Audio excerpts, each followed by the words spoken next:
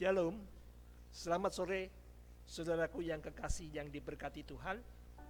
Saya mengajak sejenak untuk mengikuti uraian pelajaran sekolah sahabat kita yang berjudul Janji pada minggu ini.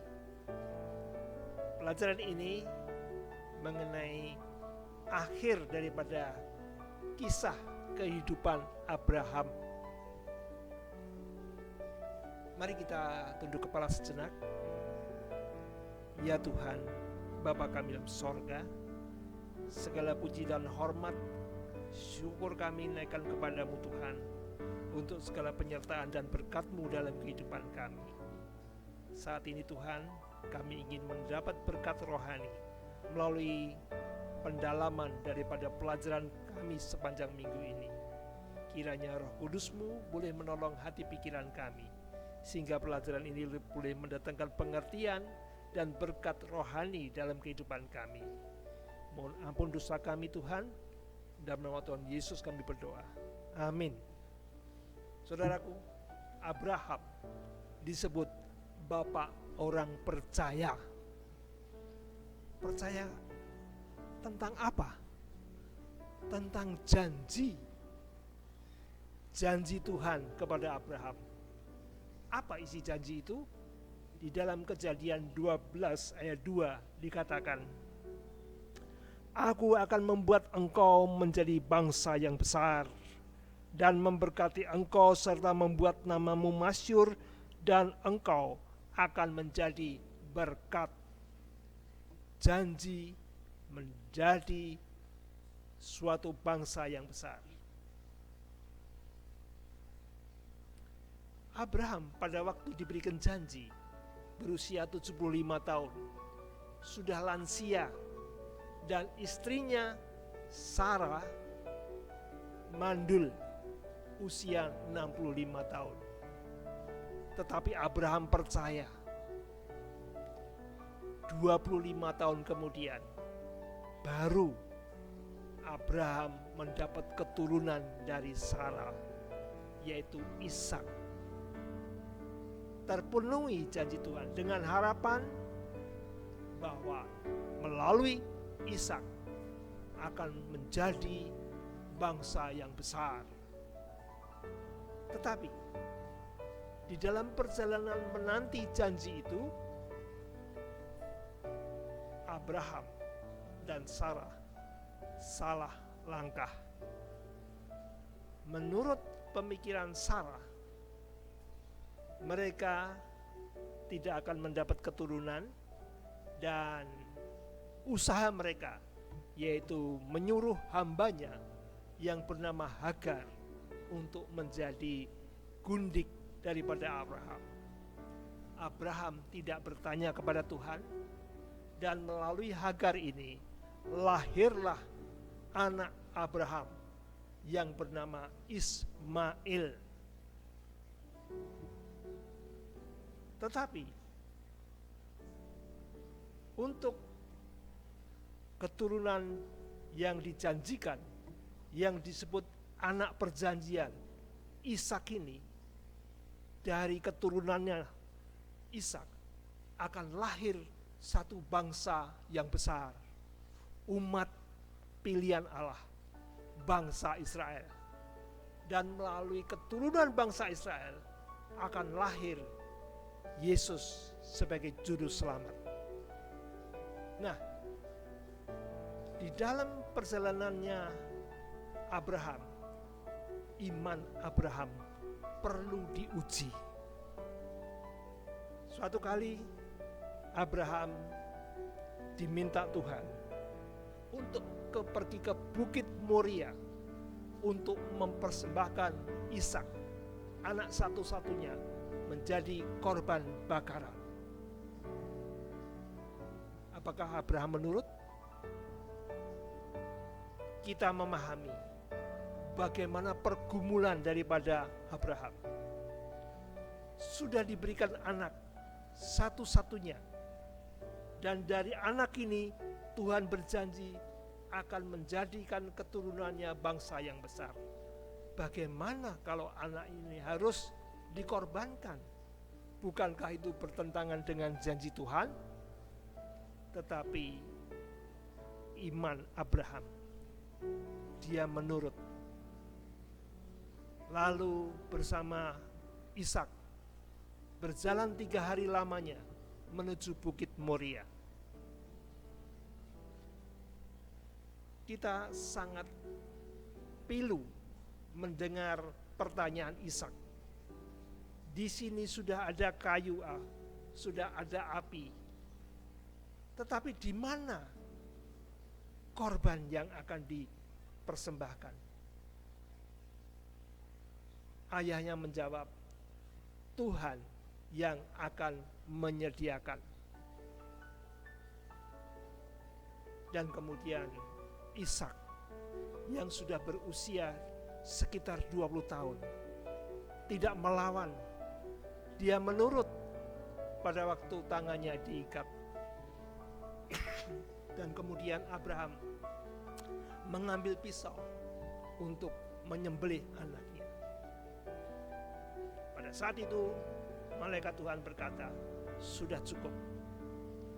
Sudah, jangan bunuh anak itu. Sudah aku ketahui bagaimana imanmu itu. Iman yang menghasilkan penurutan. Saudaraku, setelah Abraham menoleh, di sana adalah seekor domba jantan yang tersangkut tanduknya semak belukar dan kemudian diambil menjadi korban bakaran, dan Ishak tidak jadi disembelih. Pelajaran ini bukan hanya sebagai ujian semata-mata kepada iman Abraham, tetapi maksud Tuhan adalah melalui pengorbanan domba ini, di sanalah jalan keselamatan. Di sanalah kasih karunia. Seharusnya kita ini mati. Kita ini yang berdosa mendapat hukuman kematian kekal. Tetapi karena begitu besar kasih Allah akan dunia ini, sehingga ia mengaruniakan anaknya yang tunggal, supaya barang siapa yang percaya kepadanya beroleh tidak binasa, tetapi beroleh hidup yang kekal. Domba yang tersangkut pada semak belukar menunjuk kepada Yesus Kristus.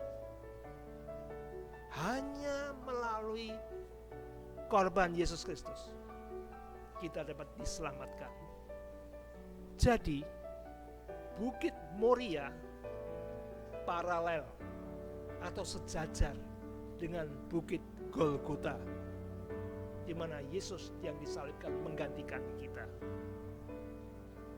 Saudaraku, janji yang diberikan Tuhan pasti digenapi. Apakah hanya keturunan Ishak yang menjadi bangsa yang besar? Tidak, saudaraku.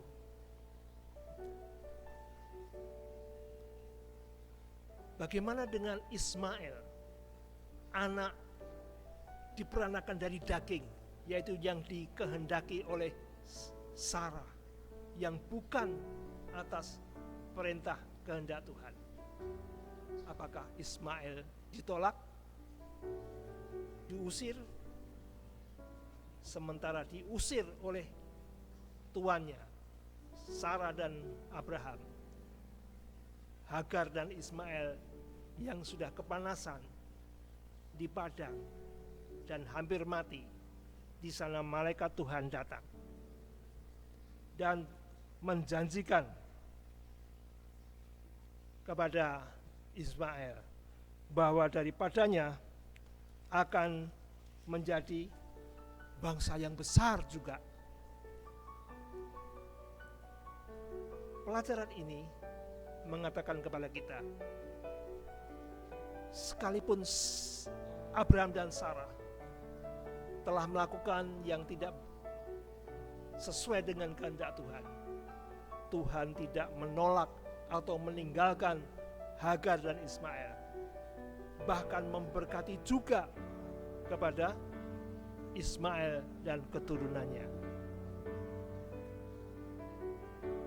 Di dalam Kejadian 16 ayat 10 dan 11 dikatakan, aku akan lagi kata malaikat Tuhan itu kepadanya, aku akan membuat sangat banyak keturunanmu sehingga tidak dapat dihitung karena banyaknya.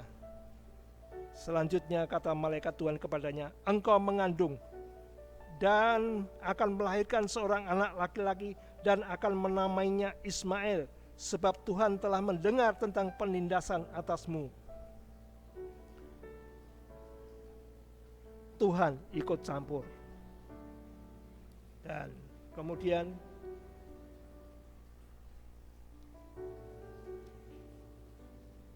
apakah hanya keturunan Ishak dan Ismail saja yang dijanjikan Tuhan menjadikan keturunan Abraham yang besar?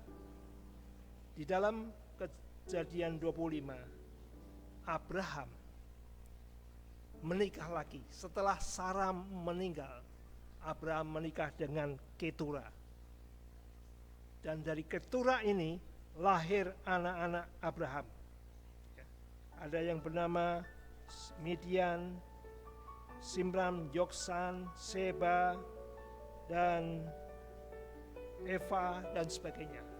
Banyak juga keturunannya.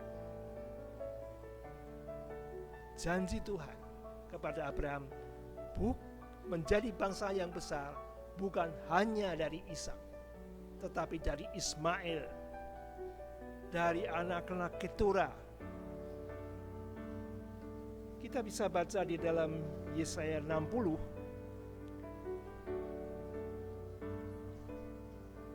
ayat 6. Sejumlah besar unta akan menutupi daerahmu, unta-unta muda dari Midian dan Eva. Mereka semua akan datang dari Seba, akan membawa emas dan kemenyan, serta memberitakan perbuatan masyhur Tuhan. Siapakah itu? Yang disebut Bani Timur, yang membawa emas dan kemenyan, dan ingin menyambut, memberitakan perbuatan masyhur Tuhan. Ahli teologi menyimpulkan mereka adalah orang-orang Majus yang menyambut kedatangan Tuhan. Keturunan yang bukan direncanakan Tuhan, Tuhan berkati. Tuhan gunakan untuk pekerjaannya. Kemudian ayat 7, Yesaya 60 ayat 7, segala kambing domba Kedar akan berhimpun kepadamu, domba-domba jantan Nebayot akan tersedia untuk ibadahmu. Semuanya akan dipersembahkan di atas mezbahku sebagai korban yang berkenan kepadaku, dan aku akan menyemarakan rumah keagunganku. Yang ayat 6 tadi adalah kedatangan Yesus yang pertama, yang disambut oleh orang-orang Majus. Ayat 7 adalah keturunan daripada Ismail dan anak keturunan daripada Ketura yang apa? Yang diterima Tuhan di kedatangan Tuhan yang kedua kali. Janganlah kita mempunyai pandangan yang miring tentang anak Abraham di luar Ishak. Mereka semua diberkati, dijadikan bangsa yang besar. Mereka semua adalah saudara dengan Ishak. Pernah di dalam dialog agama Kristen dan Islam terjadi perdebatan, siapakah yang dipersembahkan, Ismail atau Ishak? Masing-masing mempertahankan pendapatnya. Presiden Republik Indonesia yang keempat, Abdul Rahman Wahid, mengatakan tidak penting untuk memperdebatkan siapa yang dipersembahkan sebenarnya. Yang penting Ismail atau Ishak tidak jadi disembelih, tetapi Tuhan menyediakan gantinya domba yang dikorbankan. Inilah pelajaran yang boleh kita renungkan, bagaimana kita boleh memandang keturunan Ismail dan Ketura. Sekalipun tidak dikehendaki Tuhan, tetapi mereka pun diterima oleh Tuhan. Kiranya Tuhan memberkati kita.